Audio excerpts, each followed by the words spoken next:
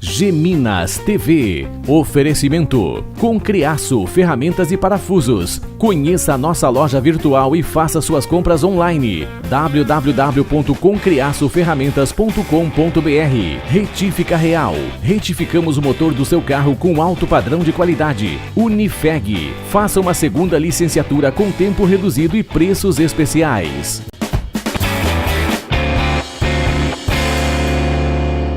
Olá, internautas da Geminas TV, sejam todos muito bem-vindos. Na tarde de ontem, 16 de agosto, foi divulgada a condenação dos vereadores da cidade de Guaxupé envolvidos na farra das diárias.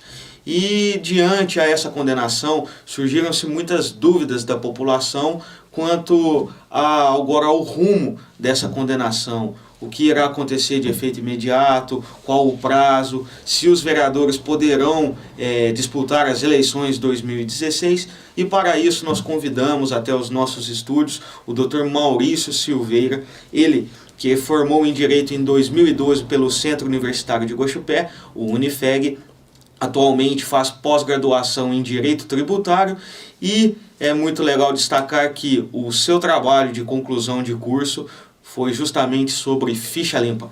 Maurício, seja bem-vindo a Geminas, um prazer estar falando contigo. Primeiramente, obrigado por aceitar o nosso convite e estar aqui esclarecendo as dúvidas de toda a população guaxupeana. Obrigado, Marquinhos, obrigado pessoal do Geminas, é um prazer estar aqui para ajudar a esclarecer um pouco mais o que aconteceu na tarde de ontem.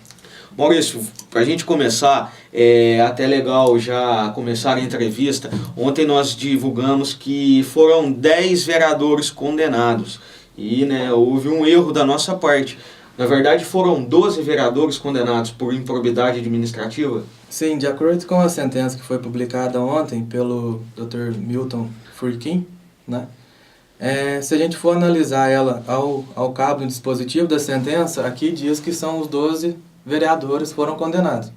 Inclusive, na sua forma solidária, que também pode ser um processo público, ele pode ser visto, essa sentença, até mesmo na própria saída do Tribunal de Justiça. Então, lá está inscrito que são os 12 vereadores solidariamente. O que vem a ser essa responsabilidade solidária? A responsabilidade solidária é assim, por exemplo, aqui no dispositivo da sentença vem dizendo que a sanção de ressarcimento integral do prejuízo causado aos cofres públicos é a medida que se impõe no presente caso. E a reparação do dano deve ser solidária, ou seja, todos os 12 têm a mesma responsabilidade. Então, pelo valor que está descrito no dispositivo dessa sentença, que no valor hoje é R$ 159.662,06, todos os 12 vereadores respondem igual por aquele valor. Na verdade, cada um tem a sua parte, vamos dizer assim. Esses R$ 159 mil, na verdade são R$ 159 mil, são R$ 159.662,10. E esse valor não é dividido em partes iguais. Cada um tem a responsabilidade pela sua cota parte. Um exemplo, se um vereador X gastou Y, ele vai responder pelo Y, logicamente corrigido monetariamente, desde a data de agosto de 2015, quando foi a denúncia pelo próprio Ministério Público. Dessa data para frente começa a contar o valor de 159 mil devidamente atualizado, correção e juros legais. Então, ou seja, esses R$ 159.662,10 devem ser devolvidos aos cofres públicos. Reforçando, muitas pessoas perguntam, esse valor é para cada um? Não. É o valor total do que foi gasto em diárias de viagem pelos vereadores. Levando-se em conta o que o promotor de justiça na época descreveu no processo de ação civil pública. Então lá vem descrito todos os gastos que ele teve, que eles tiveram na época, e daqueles gastos ele chegou a um valor de 159 mil, ou seja, todos eles, juntando os dois, gastaram esse valor. Eles têm responsabilidade em devolver esse valor de 159 mil aos cofres públicos. Maurício, outro ponto que é legal nós estarmos esclarecendo, houve a multa nessa condenação. Qual é a multa prevista? Pelo que também, novamente, vendo a respeitável decisão que foi dada pelo juiz da primeira vara de Guaxupé, vemos que teve uma multa civil, hoje no valor de 3 vezes o que cada vereador retirou dos cofres públicos. Então, como eu disse, se o vereador X tirou Y, não havendo aquela devolução, haverá aplicação da multa em 3 vezes aquele valor. Então, essa multa já não é de efeito imediato. Esses 159 mil, vamos falar quase 160 mil reais, para ficar mais fácil o entendimento.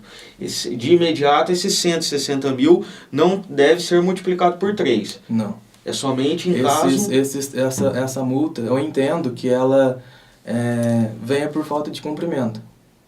Entendeu? Não havendo cumprimento, poderia ser aplicada essa multa de 3 vezes o valor, conforme escrito na sentença. Então, no caso, o vereador, ele retirou dos cofres públicos uma quantia, vamos falar assim, 20 mil reais. Se ele não devolver no prazo estimado, aí vem se aplicar... a aplicação de multa de 3 vezes aquele valor. Aquele valor utilizado. Maurício, uma outra grande dúvida da população. Qual essa condenação, qual é o efeito imediato dela? O que acontece já de cara com essa condenação? A princípio, Marquinhos, ela é uma decisão já feita, vamos supor, já tem a assinatura do juiz, ela tem plena validade de imediato. Porém, ela ainda está em aberto por causa que não houve o trânsito em julgado da sentença. O que é o trânsito? Quando ainda as partes envolvidas têm o direito de entrar com o recurso dentro do prazo legal, que hoje é de 15 dias, de acordo com o Código de Processo Civil. Então, a princípio, existe a sentença, ela tem o efeito dela corretamente, nada fora do que a legislação permite, ela é aplicável, porém, ela ainda pode ser discutível.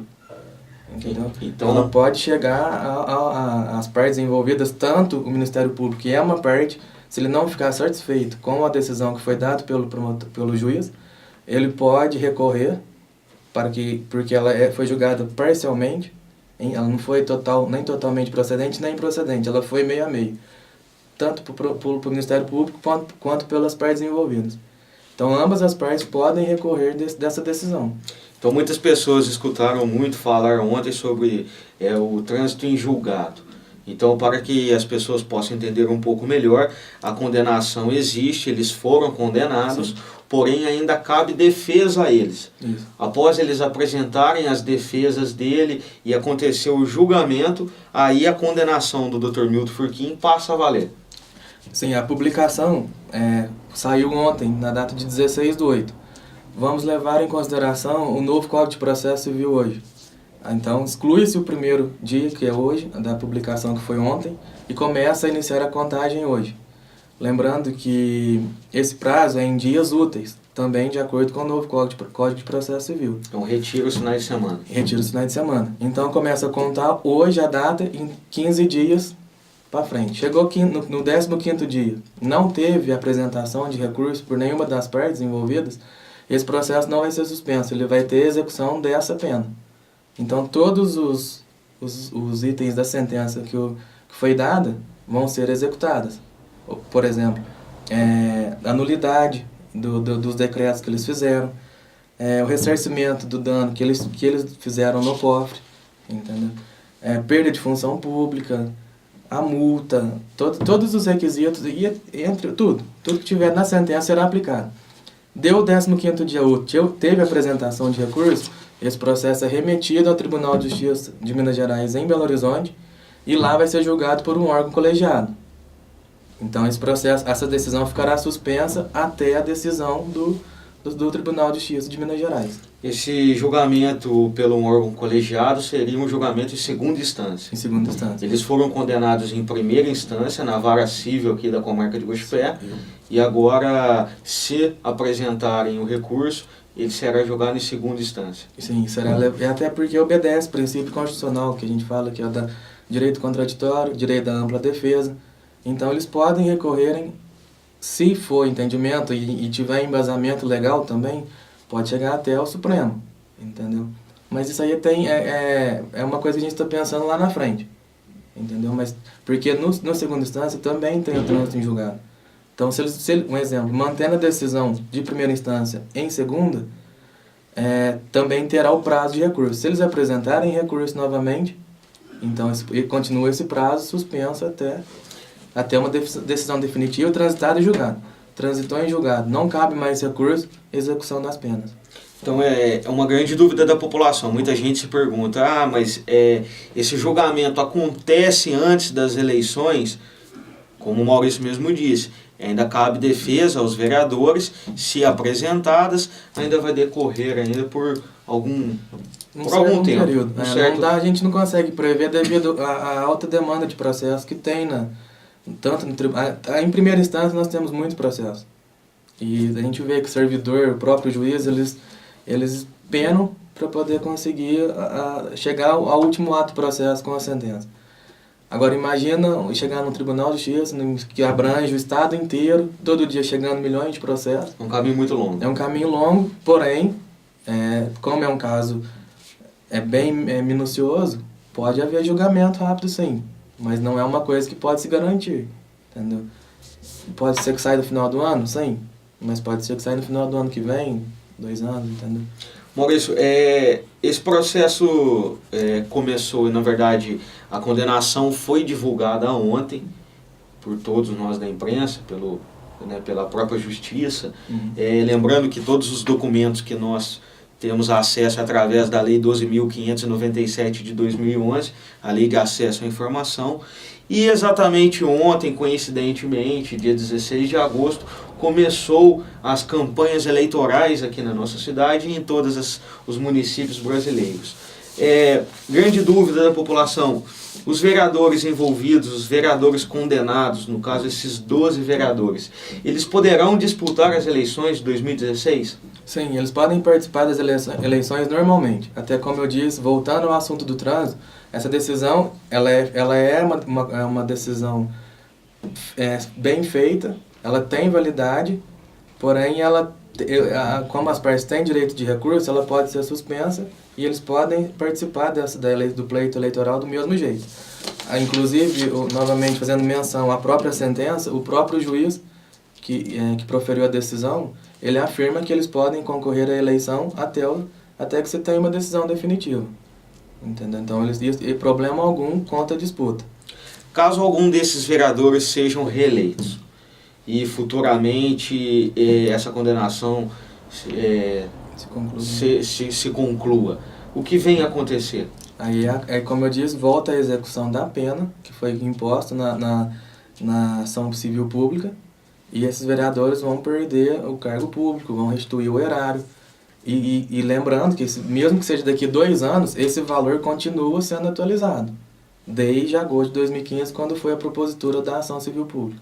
Então, mesmo eles estando atuando ou não atuando em alguma função pública, as condenações vão afetá-los se condenados. Sim. Não é porque eles deixaram de ser ou voltaram, ou continuaram a ser, que a pena vai ser esquecida. O processo ele tem o seu andamento. Ele tem que ter uma continuidade, conforme eles têm o prazo deles de recurso, mas lá na frente tem que ter uma decisão. E essa decisão não pode ficar no ar. Ela tem que ter uma aplicação imediata. Entendeu? Então, concluiu, transitou, não coube, eles estando no cargo ou não estando, eles vão sofrer aquela sanção que eventualmente poderá manter nessa sentença. Agora, se entender que, chegando no tribunal entender que eles não se encaixaram no que foi descrito no processo de ação civil pública, julga o processo improcedente e eles voltam a ficar, entre aspas, limpos, entendeu? Sem problema algum. E mesmo vale se ressaltar também que grande parte da população se pergunta nesse momento, mas eles foram condenados, o processo ainda não foi julgado, mas foram condenados, e mesmo assim poderão disputar as eleições. Eu queria que você explicasse um pouco mais sobre essa nova lei da ficha limpa e um pouco também da história dela, quando que ela foi criada e por quem. Sim, a ficha limpa ela é uma lei que veio emendar uma lei complementar de 1990, chamava Lei Complementar 64/90. Hoje, com essa emenda que ela houve, ela passou a ter uma numeração diferente. É a Lei Complementar 135 de 2010, que é a chamada Lei da Ficha Limpa. Então, o que essa lei veio... Como ela se formou? Ela foi uma lei de iniciativa popular. É muito difícil ver uma lei que venha a partir de colheita de assinatura, entendeu? E essa lei conseguiu devido ao grande índice de corrupção que a gente vem tendo no Brasil ao longo do tempo. Então teve um movimento no Brasil todo para colher essas assinaturas. Conseguiram mais de 1.300.000 assinaturas que foram remetidas ao Congresso Nacional.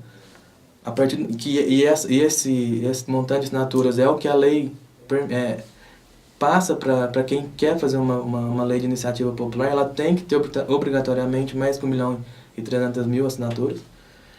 Então ela passou na Câmara, foi aprovada a lei na Câmara, passou para o Senado, foi aprovado. Em 2010 foi sancionado e publicado. Na época era ainda o presidente Luiz Inácio Lula da Silva. O que essa lei fala? Ela determina a ineligibilidade, né, por 8 anos de políticos que são condenados em processos criminais em segunda instância, cassados ou que tenham renunciado para evitar a cassação.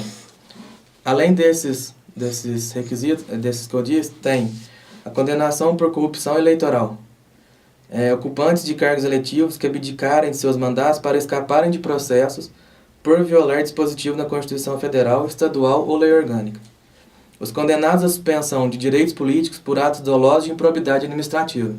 Lembrando que na sentença, a ação civil pública foi por ato de improbidade administrativa. Então aqui caberia a aplicação da Lei Complementar 135 de 2010 da ficha limpa. Outro item, os excluídos do exercício da profissão por decisão do órgão profissional, condenados em razão de ter desfeito ou simulado fazer vínculo conjugal, união estável para evitar caracterização de inelegibilidade. Um exemplo, um casal que quer pleitear um estado, por exemplo, se o governo, eles tentam separar para não ter um crime de peculato, por exemplo. Sim. Demitido do serviço público em decorrência de processo administrativo, pessoas físicas ou dirigentes responsáveis por doações eleitorais, magistrados, membros do Ministério Público que forem aposentados compulsoriamente por decisão sancionatória ou que tenham perdido o cargo por sentença. Então esses são os requisitos que a lei de ficha limpa elenca. Se preencher algum desses requisitos, ele se torna inelegível por 8 anos.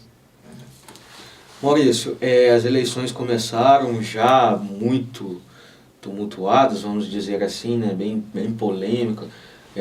Começou ontem, dia 16, as campanhas eleitorais e já com uma condenação, uma Câmara Municipal que nós temos 13 vereadores, 12 condenados, e esses 12 condenados, devemos falar que 2 desses vereadores, sendo João Batista Teixeira e Silva e Maria Aparecida de Cecílio Sandrone, a Cida Sandrone, eles tiveram as penas mais brandas, né? Foi isso que aconteceu. A gente verificar na sentença, embora eles também estão condenados solidariamente, como dito no início, eles tiveram a devolução ao erário público na época.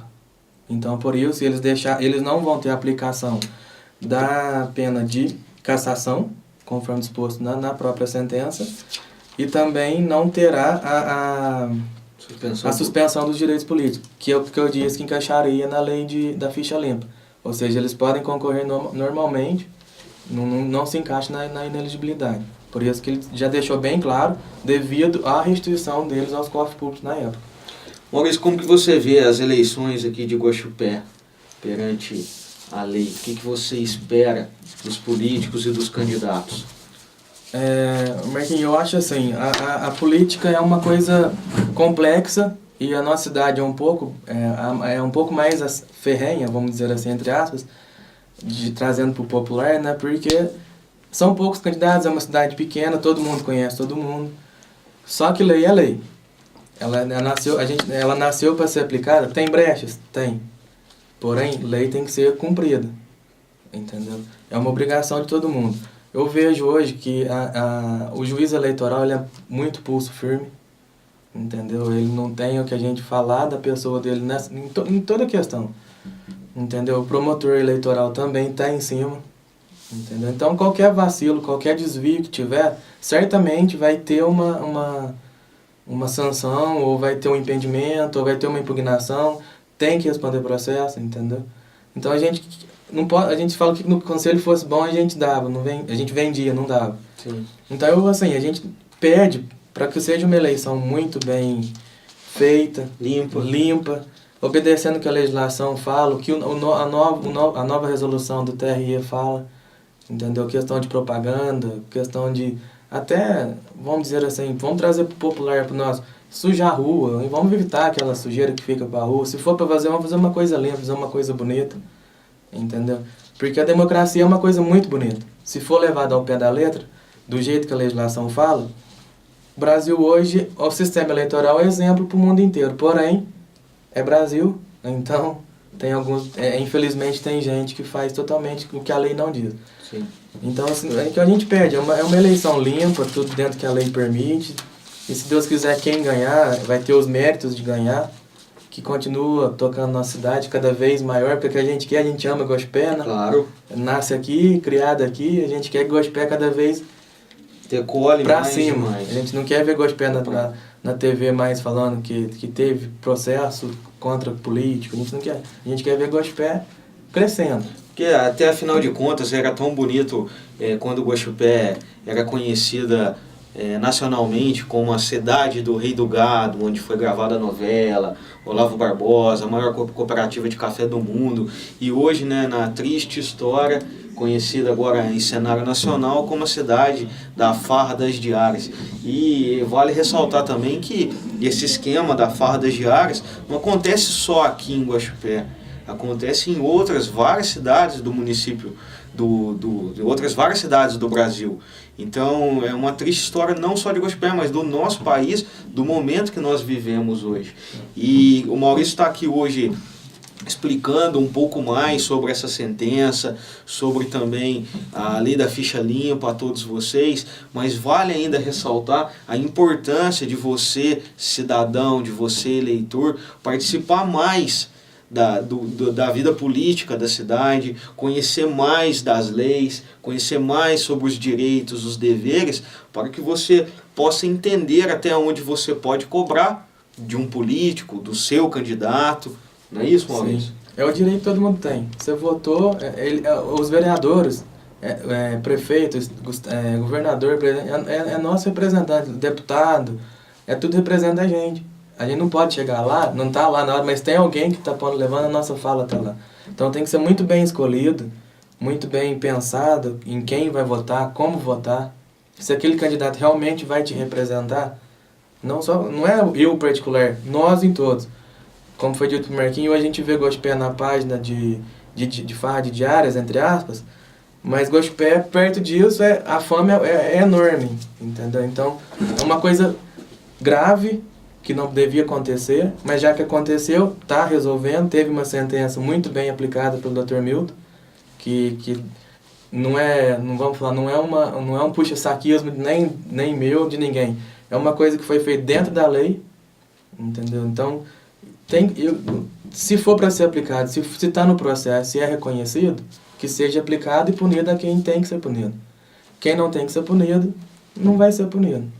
E também vale ressaltar que você não é porque você não votou em algum candidato que venha se eleger que você não tem o direito de cobrar. Por mais que você votou em um candidato, ele não ganhou as eleições, mas a partir do momento que um vereador está na Câmara, ele está representando você. Você votando ou não, é direito de todos cobrar, mas para que vocês possam cobrar, deve participar mais, conhecer mais sobre o assunto, principalmente uma maneira de se conhecer mais é indo até as sessões ordinárias que acontecem na Câmara Municipal, participando mais, conhecendo de perto o trabalho dos vereadores, que talvez essa questão poderia ser evitada lá no começo, quando teve início, com a força da população participante na Câmara Municipal. Maurício, nosso tempo é curto, internet é um pouco mais curto, mas eu quero te agradecer, muito obrigado pela sua participação, obrigado de ter aceitado o convite da Geminas TV e vir falar com os nossos internautas e estar explicando um pouco mais sobre essa decisão, né, sobre a condenação feita pelo Dr. Milton Furquim em relação ao caso A Farra das Diárias. Marquinhos, eu que agradeço a você pelo convite, é um grande amigo que eu tenho. Agradeço a Geminas também pela oportunidade. Me deixe à disposição, quem tiver interesse em saber mais alguma coisa, certamente através do canal do Facebook da Geminas, Marquei me marcando, pode perguntar lá à vontade, isso aí não tem... Tem algum e-mail, WhatsApp, problema. algum contato direto com você? Tem meu e-mail é meu nome inteiro, né? mauriciososilveira@yahoo.com.br. Quer mandar alguma pergunta, a gente, na medida do possível, até onde a gente souber responder. Se não souber, a gente procura saber e vai atrás para responder também. Fiquem todos à vontade. Então, reforçando, Maurício está à disposição da população, quem quiser saber mais sobre esses e outros assuntos, claro, na medida do possível, no que ele puder ajudar, vai pesquisar também se não souber. O e-mail está aqui na tela, mauriciososilveira@yahoo.com.br. Então tá aqui, pessoal, pode enviar as suas dúvidas, mantenha um contato com o Dr. Maurício, porque é um grande profissional da nossa cidade, um grande advogado que é meu amigo pessoal. Eu vi toda a história dele e eu tenho certeza que Guaxupé ganha muito tendo um profissional desse aqui para poder atender toda a população. Maurício, obrigado mais uma vez por atender o nosso convite. Estou à disposição, precisando, só claro, chamar. Iremos precisar muito. Então, pessoal, é isso aí. Muito obrigado pela audiência de todos vocês. Geminas TV, clique e assista.